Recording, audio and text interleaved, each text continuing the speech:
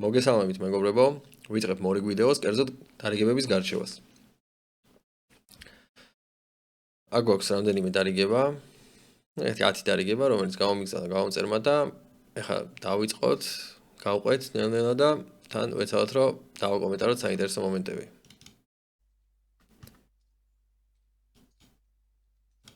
ესე იგი, პირველი პოზიციიდან არა, ხო, NL200-ია. პირველ პოზიციიდან მივიღეთ 2.5 ბლაინდი რეიზი და ხო, ბატონიდან დავატრიბეთეთ, მივიღეთ კარგი ფლოპი.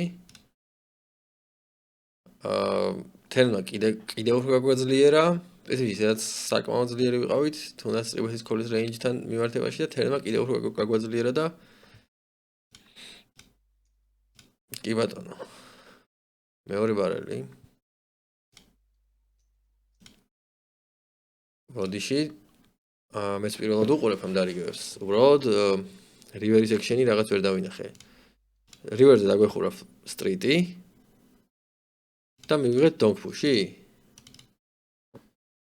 ხო, ესე იგი რა შეიძლება იყოს ეს დონგფუში? მე ამ დონგფუში ძირითადად იგივე ტუზს ვიფიქრებდი ხოლმე ალბათ და ხო, ალბათ ქოლი იქნებოდა გამართლებული რა.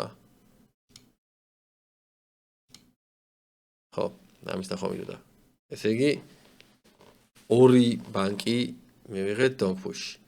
თუმცა მართლა არ არის კომფორტული სიტუაცია, იქ უნდა იყოს რაღაცა დინამიკა. მე ამ ოპონენტებს ახლა მაგიდებზე ცნობ სიმართლე რომ გითხრათ, მაგრამ ესენი თუ NL200-თან, აი ხა ეს კონკრეტული ოპონენტი NL200-ზე თამაშობდა არ ვიცოდი, მე უახლოეს წარსულში NL20 თამაშობდი იგივე ოპონენტთან. ზოგადად ლიმიტებს მიქსავენ, როგორც ჩანს ეს მოთამაშეები. და აბა რა გვანახა? ხო, აი ეს ძალიან წარმოუდგენელი დონგფუში იყო რივერზე.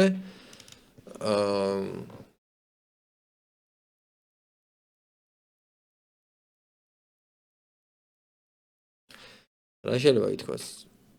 შეიძლება არსებობდა რამე ინფორმაცია ამ ოპონენტზე, თუმცა ინფორმაციის გარეშეც სავარაუდოდ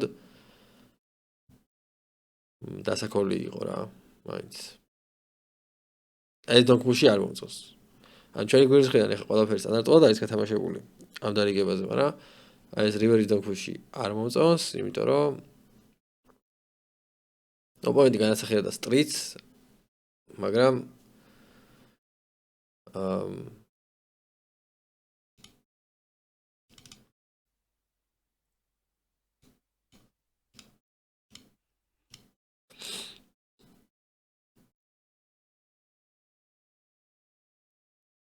აქ ვაკეთეთ ოფერეის, მივიღეთ 4x ტრიბეთი. ქოლი. ნუ მოდი ვიტყვი პირდაპირ, რომ სავარაუდოდ აქაც ოპონენტზე არის რაღაც ინფორმაცია, რა თქმა უნდა, ჯერ 4x ტრიბეთი ძალიან არასტანდარტული ქმედება, მაგრამ ერთი ვერის კაროლ ვალეტი აქ 4x ტრიბეთის დასაკოლად მაინდა-მაინც არ მომწონს, სიმართლე რომ თქვა უპოზიციო. ზოგადად უპოზიციო ტრიბეთების დაკოლაზე ბევრი გვილაპარაკია. მით უმეტეს 4x. 4x-ი ძალიან ბევრია უპოზიციო დასაკოლად რა. და ახლა ფლოპის მერე, ახლა ფლოპში, კარგ ფლოპში მოხვდით და რა თქმა უნდა გავაგრძელეთ თამაში. ახლა თერნსაც შეეხება, ნუ ამან უკვე ყველაფერი გადაწყვიტა, გასაგებია, მაგრამ თავდაპირველად, ანუ ვფიქრობ, რომ არ არის აუცილებელი ქოლი 4x ტრიბეთის წინააღმდეგ კაროლ ვალეტი შეიძლება დაიყაროს. ეხლა დარწმუნებული ვარ სოლვერში, რომ სოლვერი დაქოლავს მაგას. პოზიციები ვნახო ერთად. ხო, UTG გადავში. მაგრამ სოლვერი ხო, ერთ ვერის კაროლ ვალეტს ანუ ფორბეტში მიყავს ნახევარი და ნახევარი ქოლში, მაგრამ ნახევარი არა, ცოტა ქოლში. მაგრამ ეს გულისხმობს 4x, ეს გულისხმობს 3x და ეხლა ამას ვერ გადავაკეთებ, ვერ დავამუყამეს. როგორ გადავაკეთო? სავარაუდოდ რაც უფრო დიდია საიზინგი, მით უფრო ნაკლები мотиваცია გვაქვს, რომ დავქოლოთ რა. რაც უფრო დიდია საიზინგი, უფრო ჩვენს ფოლდსა და ფორბეტსა და ფოლდს შორის არჩევანის გაკეთებისკენ უფრო უნდა წავიყვანოთ საქმე რა, ოპოზიციოთ ვართ. თან ეხა აქ NL 200-ზე არ მაქვს გამოცდილება თამაში აჭარაზე, მაგრამ NL 200-ამდე ლიმიტებზე როგორ დინამიკაც არის,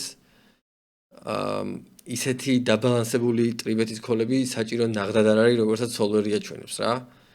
ანუ ერთი ფერის კაროლალიტი პოზიციოთ შეგიძლია არ დაქოლო რა, ჩვეულებრივად. ნუ ყოველ შემთხვევაში მე ეგეთი შაბეჭდილება მაქვს რა. ჰედზაპია, ტრიბეთ ბანკი. NL 500. ფლოპი ძალიან სასიამოვნოა და თერნი კიდე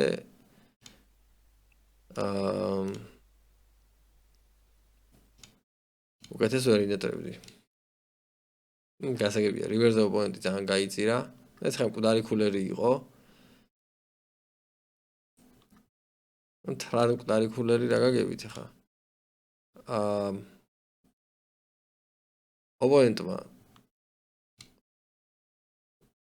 არა, პრინციპში რა არის, იცი, აი მკვდარი ქულერი ხა ისე ვთქვი, რომ არ შევხედე იქ შენს, მაგრამ ჰედზაფებში ალბათ ესეთ სიტუაციები მაინც მკვდარ-ქულერებად შეიძლება ითვლება. ვინც თამაშობთ ჰედზაფებს, რავი, თქვენ დაწერეთ ეგ.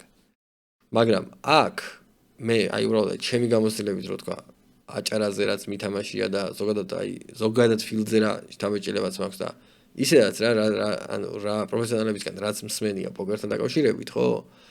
აი რივერზე რო ესეთი საიზინგით ველიუბეთი მიიღო, თვითონ რო ამხელა გადაარტყა და იმერე რო ფუში მიიღო, აი ეს ფუში 6-ან 2-ზე ცუდი ჰენდი ძალიან იშვიათად იქნებოდა რა. აი მაგის თქმა შემიძლია რა. მე ეგრე ვხედავ. კი ძნელი დასაყრელია 6-ან 2-ანი. იმიტომ რომ ფლეშები არის აქეთ რა. Ace-high flash-ი და რაღაც, მაგრამ Ace-high flash-ი გაწყვილებაზე პროსა დაქოლავდა, ეგ არის საქმე რა. რეგულარი რო აქ გიფუშავს, სავარაუდოდ full house ხავს და full house-ი 6-ან 2-ანი ყველაზე ცუდი full house-ია. მარტო ორიანებს უგებს მარტო და ის ორიანები კიდე რამდენი ორიანი უნდა იყოს თამაში რა ბოლო რა. ჩვეულებრივად რიანები, 10-იანები და ასე შემდეგ აქ ჩვეულებრივად რეინჯი აქვს ჰიროს ამ შემთხვევაში, ტრიბეთ ბანკია, ჩვეულებრივად შეიძლება კონდეს რიანები ან 10-იანები, არანაირი პრობლემა არ არის. ნუ ახლა street flash-ზე აღარ არის საუბარი. ხო, თუნდაც ძნელია full house გადაყრა ისეთ ბორდზე, სადაც ძალიან ბევრი სტრიტები და ფლეშებია და ნუ heads-up-ში ალბათ ხო, heads-up-ში ალბათ ისეთი დინამიკაა, რომ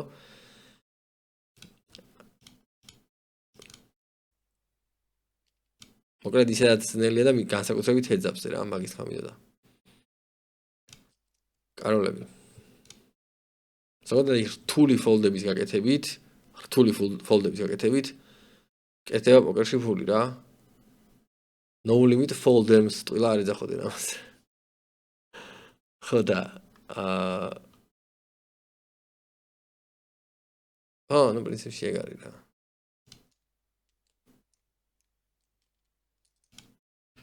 ხოდიში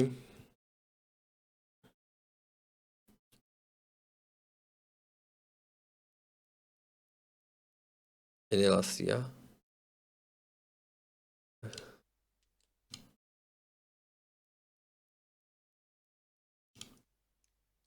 გასაგებია ფორბეთ პოტია რა, მაგრამ მინსტრიბეთი იყო და აქედან ფორბეთი კაროლებით.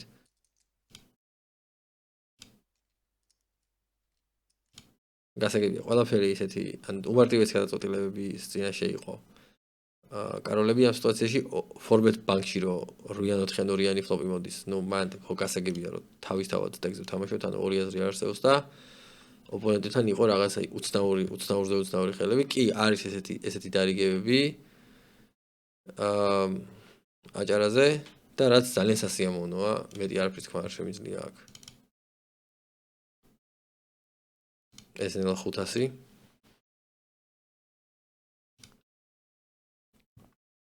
აი კიდე ერთი შეკითხვა მექნებოდა რომ ამ NL 500-ებს და იმას ვინც თამაშობს რა აჭარაზე ალბათ რამე სხვა რომებს თამაშობთ და ანუ აჭარადან პროსტა მაგიდას იმატებთან რაღაც ეგეთი ხო ანუ რაღაც ეგეთი პონტი, რომ აქ არის მაგდენი ექშენი, რომ რამე დისტანცია დაგიგროვდეს თვითონ თემდე, იჭითება რაღაც ერთი მაგი დაახომე ძირითადად მე რასაც ნახულობ ხოლმე რა და სწორედ აი ქართულ რომებში მოთამაშეები ლიმიტებს როგორც დიან, ეგ ძალიან საინტერესოა და სწორედ მაგაზე ერთი რამე ვიდეოს ეკეთება, საინტერესო იქნება, ანუ ქართულ რომებში როგორ იზრდებიან მოთამაშეები, ანუ ადრე როგორც ვიცი, ძირითადად ჰეძაფებზე ჯდებოდნენ ხოლმე და ჰეძაფ ანუ ძირითადად ეგ იყო ხოლმე რა, მოთამაშეს გამითარება, რომ ჰეძაფებზე გადამჯდარიყო და ანუ მაღალ ლიმიტებზე, ანუ ბამ ჰანტინგით ეთამაშა, ანუ ფიშებს დაალოდებოდა და ფიშებთან ჰეძაფები ეთამაშა რა. მაგიდები დიდწილად არ იკვრებოდა ხოლმე. რაც ნუ იდეაში უცხოურ რომებში აკრძალულია. ანუ ეგ ჰეძაფ მაგიდები ავშთართ აღარ არის და პრინციპი ჰეძაფ მაგიდები მეგონი ჩვენს რომებშიც აღარ არის. მაგრამ სიქსაქსებზე თამაშობს ხოლმე ხალხი. კარგი. წავედით. ხო, იმიტომ რომ რას გულისხმობთ, აი მარტო აჭარა რო ითამაშო და უშვათ სიტყვაზე და მარტო ქართული რომები ეს მაღალი ლიმიტი. ესეთი ლიმიტი რა 500 საკმარისი დისტანცია რა დაგიგროვდეს თვიდან თვემდე. ან დისპერსია იქნება რაღაც სასწაული რა. ძალიან გაიჭიმება ხოლმე დისპერსიული პერიოდები რა და აი მაგ დისპერსიას როგორ უნკლავდებიან რეგულარები რაღაცა ეგ ძალიან საინტერესოა ჩემთვის. ეს კონკრეტული მოთამაშე, ეხლა ვის დარიგებითაც ვარჩევთ, ზოგადად ანუ ვიცი რომ თეორიას ისე უზის რა, სერიოზულად და რაღაცა. მაგრამ არ მიკითხავს რამე სხვა რომებში თუ თამაშობს. blind დავიცავით call-ით, სივეთის წინააღმდეგ გავზარდეთ, კი ბატონო, ყველაფერი კარგად არის. მეორე ბარელი და რივერზე donk push. ანუ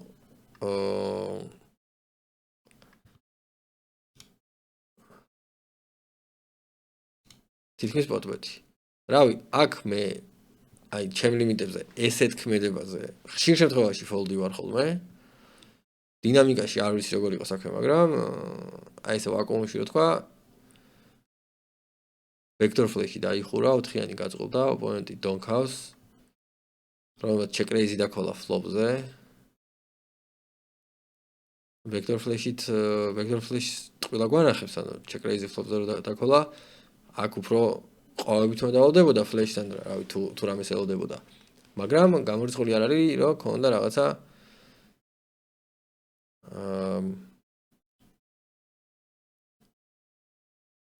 არ ვიცი. 4-იანი რატო უნდა ქონოდა, რა ვიცი. ტუზ 4-იანი? ძალიან ცოტა კომბინაციებია. ხო, აი ეგ არის, რომ აი არაფერს არ განასახიერებს, ბაზარი არაა, მაგრამ როგორც წესი, ანუ ესეთი donk push-ები ძალაა ხოლმე რა, მაგის თქმამიდა. მაგრამ ამ სიტუაციაში ეჭვი მაქვს, რომ არ იქნება ძალა. აი ფლეში ააცილა ხო, აი მაგის თქმამიდა და კერდა თქვი კიდევაც, რომ მეთქი წესით ყვავებს უნდა დაალოდებოდა მეთქი ფლოპიდან, მაგრამ მაშინ რა იცოდა რომ ოპონენტი ესეთ რაღაცის გამკეთებელია რა. უპოზიციოთ ძალაა ხოლმე ესეთი donk push-ი, მაგრამ აი მაგალითად ხა ეს ოპონენტი რომ პოზიციაში ყოფილიყო და ჩვენ დაგვეჩეკა და მე push-ი მივიღო AM river-ზე, ხო? ნუ მან გასაგებია რომ ბლეფკეტში ანუ ძალიან მოგებიანი იქნებოდა, ანუ ჩაოლებრივად. კი, ეს აკეთებენ ხოლმე, მაგრამ აი მაინც თუ არის ინფორმაცია რომ ტიპი გამკეთებელია, მაგას აქვს დიდი მნიშვნელობა რა. თუ არ არის ინფორმაცია, თუ ვაკუუმში ვიტყოდით, მაშინ მაინც უფრო ფოლდისკენ ვიხდები ხოლმე რა, მე ეგეთ სიტუაციაში. წავედით. მეც აკავარ თუ რამე.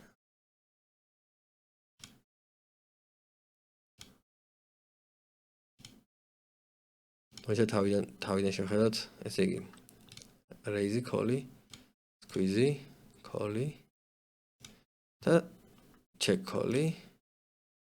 კი ბატონო. ისეთი ფლოპია რომ check call-ი.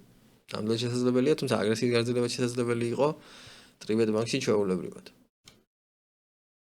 check-ი და river push. კი ბატონო. აბსოლუტურად სტანდარტული გათამაშების ხაზია. river-მა გვიშველა რა. river-მა გვიშველა დანარჩენი პრინციპში მე მგონი დასაკომენტარებელი დიდად არაფერი არ არის აქ. გარდა იმისა, რომ ხო, არა, რეაშვიდია ინტრავი, ნორმალური კოლია რა, ნორმალური კოლია. უბრალოდ აი თერზე რატო გაჩერდა ოპონენტი, მაგას ვერ მივხვდი რა. ან თერზე ჩეკი ოპონენტის მხრიდან ჩემთვის ცოტა გასაკვირია, როცა ორი წყვილი გაქვს ესეთ სიტუაციაში, თერნი რატომ დაჩეკო? ორიან ჯვარი არაფერს არ ცვლის, ჩვეულებრივად შეგიძლია დაფუშო თერნი. ოვერწყვილები არის ოპონენტთან. რავი, თერნი ისეთი მოვიდა, რომ რაღაცა ფლეშ დროებით წავიდა, შეიძლება ოპონენტს რაღაც დაუშვათ თუ რაღაცა ბექდორი ქონდა და ბექდორი დაგაფლოვა.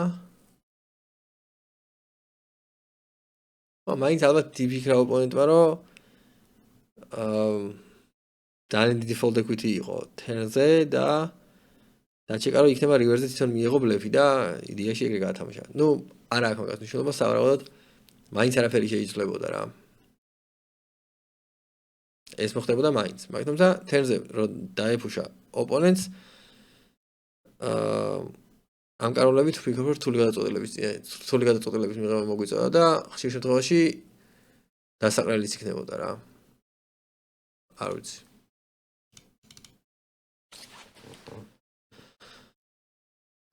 ისევ კაროლები, დღეს კაროლები გვაქვს ძალიან ხშირად.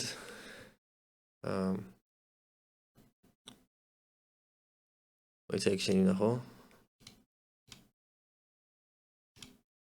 ტრიბეთი, იქიდან ფორბეთი, კოლი და ხო, კოლი და უკიდან ეს ოპონენტი შემოუშვა. ანუ კი არაფერი ისეთი 22 არ არის ამ ფორმატის კოლში რა. უფრო სტანდარტული გათამაშება ალბათ ოლინი იქნებოდა ამ კაროლებით და ვფიქრობ რომ უფრო სტანდარტული გათამაშება უფრო კარგად იმუშავებდა ამ სიტუაციაში, იმიტომ რომ კაროლები მაინც ის ხელია, რომლითაც ხანდახან ტულს ნახულობთ ხოლმე ფლოპზე და რა ძალიან აფუჭებს ხოლმე რა ამ ხელს და შესაბამისად დაულინება მე მგონი არანაირად ცუდი არ იქნებოდა, იმიტომ რომ თუ თუნდაც ფოლდებს ნახავთ ოპონენტებისგან ძალიან დიდად გულდასაწყვეტი არ იქნებოდა, იმიტომ რომ იმდენი მკვდარი ფული იდო უკვე იმ ფორმატ ბანკში, cold format-ი იყო იქიდან, აქედან ტრიბეთი, შესაბამისად უკვე იმდენი მკვდარი ფული იყო, რომ იმ მკვდარი ფულის წაღება, რავი, კაროლებით ძალიან კარგი ვარიანტი იყო ჩემი აზრით და შესაბამისად აი ეს ის სიტუაცია იყო, სადაც აი დამებს კაროლებს და ტუს კაროლს, რავი, ალბათ ეგრევე ფუში გაუშვებდი და კოლით მაგ ფორმატს ალბათ დავქოლავდი რაღაც ტუზებით და რაღაც ვალეტებით, ათიანებით ან რაღაც ეგეთით რა. ხო, აი ეგრე გადავანაწილებდი მე რა. ანუ აი რაღაც საშუალო ძლიერ ჰენდებს, მაგრამ აი ტუზების გარდა მაინც დავფუშავდი რა ეგრევე რა. ხანდახან ტუზებსაც დავფუშავდი, გააჩნია ოპონენტები ვინ არიან. თუ ვიცი რომ ოპონენტი ფორბეთ პასში თამაშობს, მაშინ არ დავფუშავდი ტუზებს. მაგრამ თუ ისეთი ტაიტი ტიპი მაფორბეთებს, რომელიც ვიცი რომ თუ გაფორბეთებს ხშირ შემთხვევაში სტეკზე თამაშობს, მაშინ ტუზებსაც დავფუშავდი. ნუ ხა ლოუბორდზე კაროლებით იასნია სტეკზე თამაშობთ და თუ ლოუბორდი არ არის და ტუს ჰაიბორდია, ეგ ვაფშე ტეხავს კაროლებისთვის რა. რივერზე მოვიდა ეს ტუზი მაინც. მაგრამ ამჯერად უკვე დაზღვეული ვიყავით. ფლეშით. ტუზნამა იყო. სავარაუდოდ ტუზნამა როგორც წესი რეგულარები და ეს ოპონენტი რეგულარია. როგორც წესი ტუზნამით მინახავს კოლები, ანუ ფუში დავუქოლავთ ხოლმე, მაგრამ როგორც წესი არ ქოლავენ ხოლმე რა.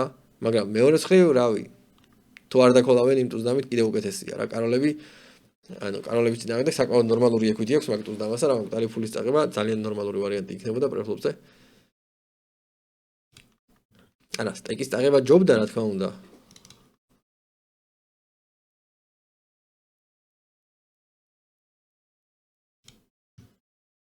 ტუზორიანი, ცოტა ისეთი არასტანდარტული ჰენდი.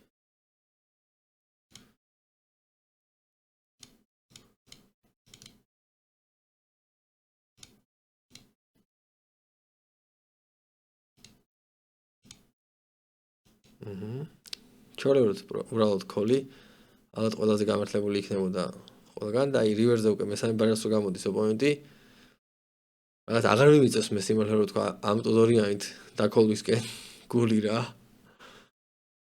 მაგრამ ფლეშ დრო აცდა კი ან შეიძლება ოპონენტთან მოიძებნებოდეს მოიძებნებოდეს ბევრი მესამე ბარელი რასთანაც წინ ვართ ძირითადად ბლეფებთან ვარ წინ მეტი არაფერთან value hand-ებთან არა ვართ არაფერთან წინ შესაბამისად აქაც დინამიკაში მივიღებდი გადაწყვეტილებას ძალიან ხშირ შემთხვევაში fold იქნებოდა რა ჩემი აზრით ეს აქეთ დაუფუშა საღო ხო ეს ძალიან კრეატიული ფუში იყო მაგრამ აი რას ემსახურებოდა მაგას ვერ მივხვდი ანუ ბრევში გადაიტანა რა ესე გამოდის ტუტორიანი რომ ანუ იდეაში ფლეშის ბლოკერი იყო დავხედე vector flash-ის ბლოკერი ქონდა და დაუფუშა იმ პონჩი რომ უკეთესი ტუზი დაეყარა რა ოპონენტს სავარაუდოდ მაგალითად რაღაც ტუზვალეტი ან რაღაც ეგეთი იდეაში ნებისმიერი ტუზიქსი ნებისმიერი კიკერი თამაშობდა რა ტუზრიანის თამაშობდა და ტუზრიანისა ნებისმიერი კიკერი თამაშობდა ოპონენტთან თუ ტუზი ქონდა და ესეთი სუსტი ტუზები რომელთანაც უკან ვიყავით იდეაში დააყრევინა თუ აქ დაფუშა მაგრამ მეორე მხრივ ეგეთი ჰენდები სამბარელს თუ აკეთებენ ეგ არის საკითხავი რა იმიტომ რომ აქ მე ხა სიტყვაზე ტუზკარული ტუზდამა რო დაეყარა ოპონენტს არ ამგონია ну ყოველ შემთხვევაში ძალიან ოპტიმისტური ნაბიჯი იქნებოდა აი ტუზკარული ტუზდამის დაყრაზე დაფუშვა რა იმიტომ რომ ნახევარზე მეტი სტეკი ოპონენტს უკვე ინვესტირებული ქონდა პოჩში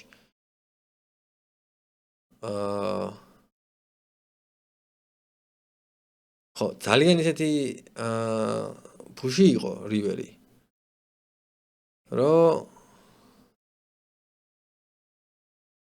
კი რაღაც უკეთეს ხელებს ალბათ ვაყრევინებდით რა რაღაცა ტუზრიანი ტუზრიანი თუ აკეთებს მესამე ბარელს ეგ ჰენდები ალბათ ვაყრევინებდით value push-ს მე მგონი დიდი აზრი არ ქონდა იმიტომ რომ ხა რაღაცა კაროლ დამისგან რო ქოლი მიგვიღო აქ დიდად არ ამგონია როგორც value push-ი მე მგონი ეს value push-ი არ იყო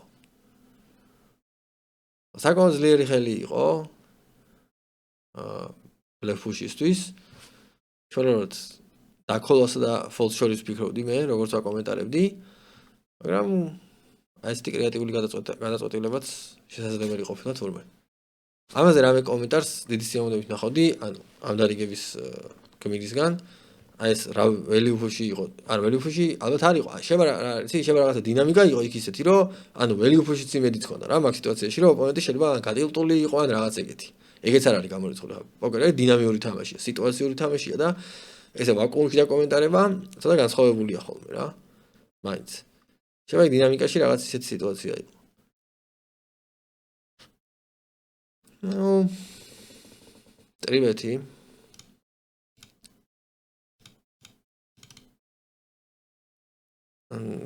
ვალათიანი სტანდარტული კოლი და ნუ ფლოპიდან და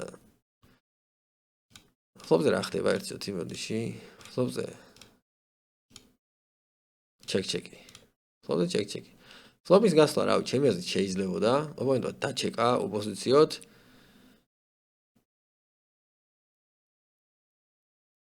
ფლოპის გასვლა შეიძლებოდა კი ჩეკრეიზები იქნებოდა ოპონენტთან მაგრამ საკმაოდ ძლიერი ორხრივი სატეტე ქონდათ რაღაცა ბექდორი და თუმცა ესეთი თერნის სანახავად დაჩეკვას ვერ ინანებს ადამიანი რა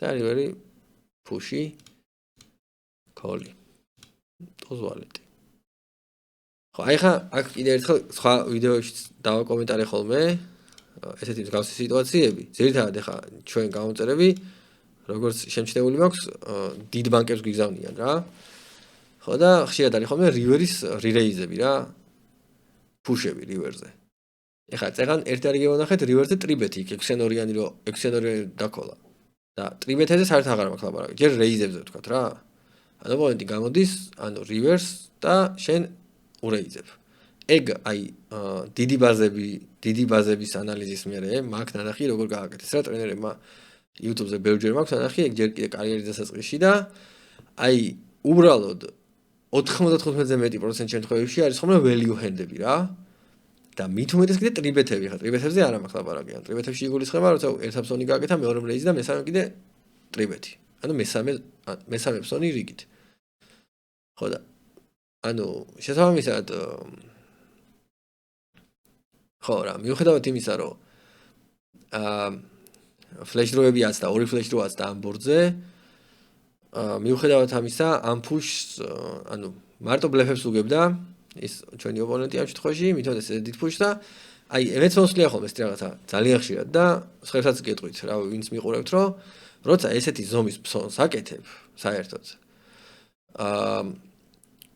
ანუ რაღაც 1/3 ხო რაღაცნაირად აი თითქოს შენი ფსონით იჩალიჩებ რომ მერე ფუში არ დაიჯერო რა რაღაცა 1/3 ფსონი გავაკეთე და ოპონენტო დამიფუშა და ვფიქრობ რომ ეხლა ნახე მე რაღაცა სისუსტე ხო არ ვანახე ამ 1/3 და მაგიტო ხო არ დამიფუშა და ასე შემდეგ ასე რომ ფსონს თუ აკეთებ ჯობია რომ რაღაცა ჩვეულებრივი ზომის ფსონი გააკეთო რაღაც 2/3 სიტყვაზე ან 3/4 თუ როგორც აკეთებ ნუ მინიმუმ ნახევარი პოტი და ოპონენტიდან თუ ფუშს მიიღებ მაგდროს უფრო გეცოდინება რომ უკვე აი მაგ საიზინგზე აი 3/4-ზე რო გადაგარტყავს ოპონენტი ან სიტყვაზე ოვერბეტზე რო გადაგარტყავს ოპონენტი მაგდროს უკვე უეჭველად იცი რომ ბლეფი იშვიათად იქნება რა ხა აქ ოვერბეტი უკვე ფუში გამოდიოდა იმის მხრიდან მაგრამ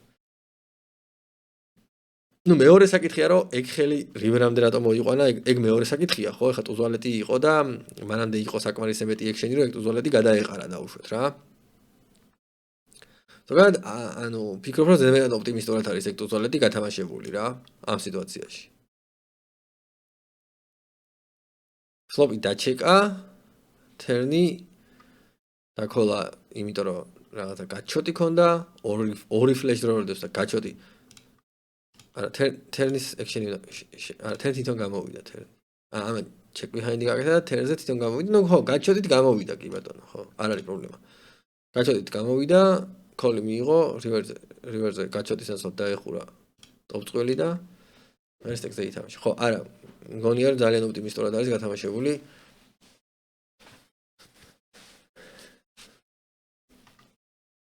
ანუ 10 ტენი ფლეშ დროებს ჯერ ერთი ცოტა ფიშები ბლეფობენ საერთოდ რა მე რასაც ვარ დაკვირვებული მithumetas აი ფლოპისაც ტენი ფლეშ დროებს და თან კიდე არის ეგეთი ფაქტი რომ ხო მაშინ ბლეფობენ ხოლმე როცა სისუსტეს ანახებ რა სისუსტეს ძირითადად ჩეკით ანახებ და თუ აი მაგის იმედი გაქვს რომ ბლეფ კეჩერი გინა ითამაშო სიტყვაზე ხო წინასწარ უნდა ქონდეს მოფიქრებული მაშინ ჯობია რომ ჩეკი გააკეთო თუ გონია რომ ოპონენტმა შეიძლება იბლეფოს და შენ ბლეფ კეჩერი ითამაშო წარმატებით მაშინ ჩეკი გააკეთე და რო წამოვა იმ 100 ტენი ფლეშ დროებისგან დაუშვათ ფსონი უკვე დაიჭერ ბლეფს როცა შენ ფსონს აკეთე და რეის იღებ მან უკვე გაცილებით სხვა და გაცილებით უფრო ძლიერი რეინჯის წინაშე ხარ რა მე რაც მაქვს შემჩნეული იდეაში და მარტო მე არ მაქვს შემჩნეული კიდე ვიღაც ტრენერებისგან და ვიღაცებისგანაც მომისმენია ეგეთი რაღაცა რა ხშირად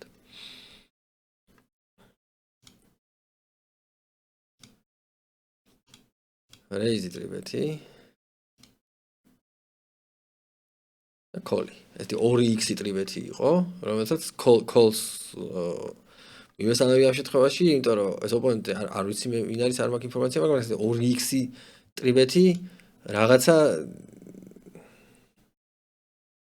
იმას გავს რა რავი ან უბრალოდ ესე ატრიბეთებს ეს საიზინგი აქვს ანუ რეკრეაციული მოთამაშე და ეს საიზინგი ესე თამაშობს ან კიდე რაღაც შემოუტყუებელი მანევრის გაკეთებას ცდილობს რა როგორც წესი ეგრეა ხოლმე რა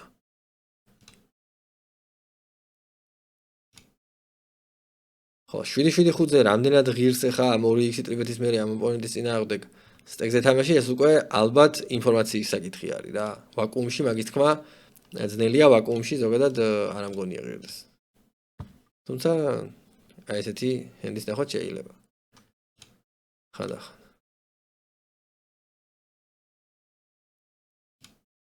შვენიერი დარიგება NL 500 ესე იგი NL 500-ზე აჭარაზე სერიოზული დინამიკაა ხალხი თამაშობს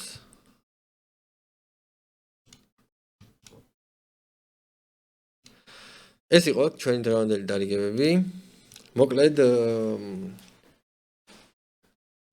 ესე იგი ეხლა ამ ვიდეოს რო წერ უკვე მაქვს რამდენიმე ვიდეო ასატვირთი საერთოდ იანვარშივე მოესწრება ამ ვიდეოს ატვირთვა და ეს იანვრის ბოლო ძალიან ისეთი გამოვიდა, აყოფიერი გამოვიდა, ძალიან ბევრი ვიდეოები ავტვირთე, თითქმის ყოველდღე ვიდეოს ვდებდი.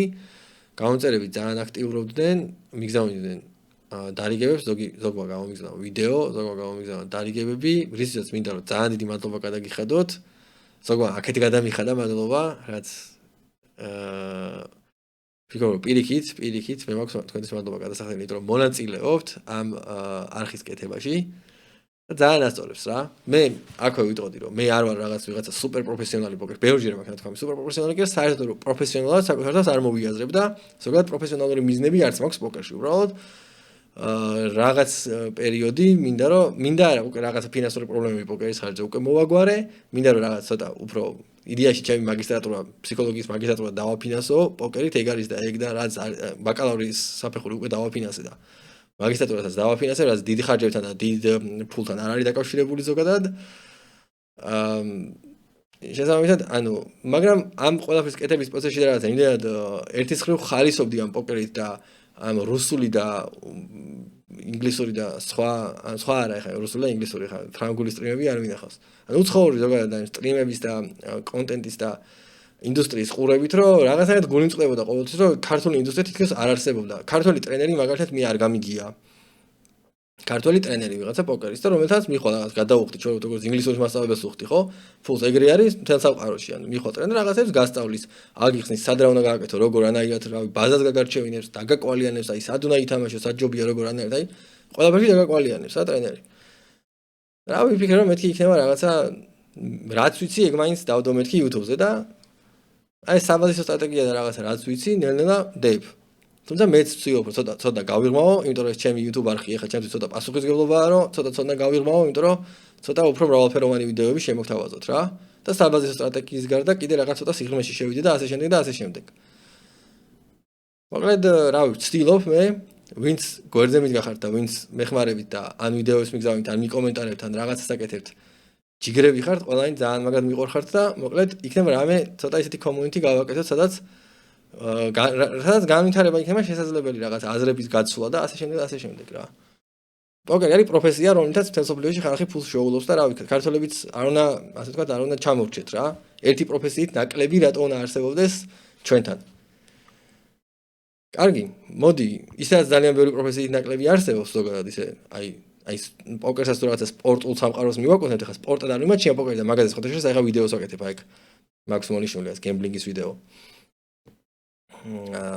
ხო და სპორტად არ მიმაჩნია, სხვა რამეა ჩემი ეს, მაგრამ ინტელექტუალური თამაში რა, მოდი ასე ვთქვათ. ხო და მაგრამ აი ძალიან ბევრი სპორტის სახეობა საქართველოში არ არის განვითარებული მაგის გამოდოდა და როგორც ესეთი პროფესია არა, როგორც პროფესია არ არის რა საქართველოში. და რაც არის ისიც ძირითადად მინუსავოია და ან სახელმწიფო აფინანსებს ან რაღაცა. კარგით. დავიშალოთ აქ. და შევხვდებით შემდეგ ვიდეოებში.